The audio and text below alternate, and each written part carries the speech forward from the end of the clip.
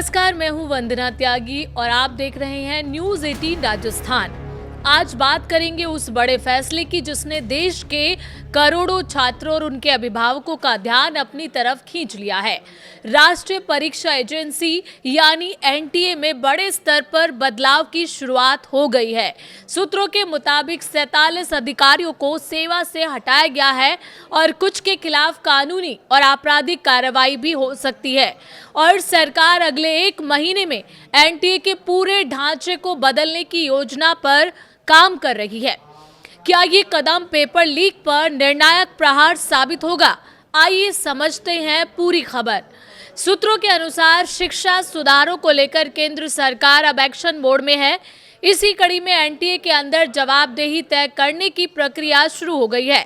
बताया जा रहा है कि 47 अधिकारियों को उनकी सेवाओं से हटा दिया गया है।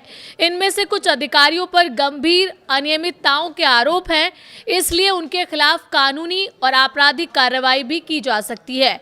वहीं जिन कर्मचारियों पर केवल लापरवाही के आरोप हैं, उनके खिलाफ फिलहाल केवल प्रशासनिक कार्रवाई की जाएगी।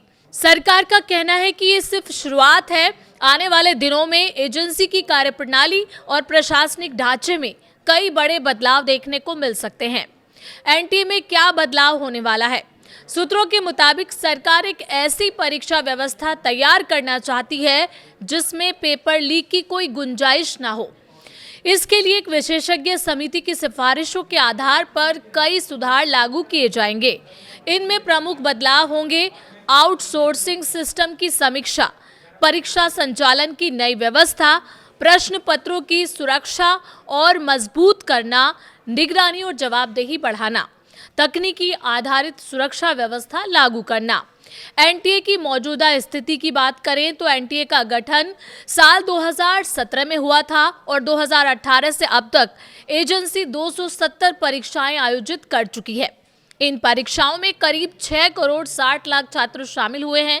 सिर्फ इस वर्ष एनटीए ने अब तक 12 परीक्षाएं आयोजित की हैं, जिनमें लगभग 65 लाख अभ्यर्थियों ने हिस्सा लिया। इसमें नीट जैसी परीक्षा भी शामिल है, जिसमें करीब 22 लाख छात्र बैठे थे। एजेंसी में कुल 39 स्थायी पद स्वीकृत हैं, लेकिन इनमें से केवल 24 पदों पर कर्मचारी कार्यरत हैं और 15 पद खाली हैं। इसके अलावा 73 कर्मचारी संविदा पर हैं और 124 कर्मचारी आउटसोर्सिंग के जरिए काम कर रहे हैं। माना जा रहा है कि सबसे बड़ा बदलाव इसी आउटसोर्सिंग व्यवस्था में किया जाएगा। सरकार का बड़ा लक्ष्य है। सरकार का कहना है कि इन सुधारों का उद्देश्य सिर्फ प्रशासनिक बदलाव नहीं, बल्कि छात्रों का भरोसा वापस जीतना है। पिछले कुछ वर्षों में कई प्रतियोगी परीक्षाओं में पेपर लीक के आरोप ने करोड़ों युवाओं की मेहनत पर सवाल खड़े किए। अब सरकार चाहती है कि परीक्षा प्रक्रिया पूरी तरह पारदर्शी, सुरक्षित और जवाबदेह बने। पेपर लीक पर सख्त कानून। इस बीच मोदी कैबिनेट ने पेपर लीक को लेकर एक और बड़ा फैसला लिया है। कैबिनेट ने ऐसे कानून को मंजूरी दी है जिसमें पेपर लीक को संगठित अपराध मानते हुए 10 साल तक की जेल और 10 करोड़ रुपए तक के जुर्माने का प्रावधान रखा है। सरकार अगले सप्ताह इस विधेयक को संसद में पेश कर सकती है। अब सबसे बड़ा सवाल यही है कि क्या एनटीए में होने वाला ये बदलाव वास्तव में पेपर लीक जैसी घटनाओं पर पूरी तरह रोक लगा पाएंगे? क्या नई व्यवस्था करोड़ों छात्रों का भरोसा फिर से जीत पाएगी? इन सवालों के जवाब आने वाले समय में सामने आएंगे, लेकिन इतना तय है कि सरकार परीक्षा प्रणाली में व्यापक बदलाव की दिशा में बड़ा कदम उठा चुकी है।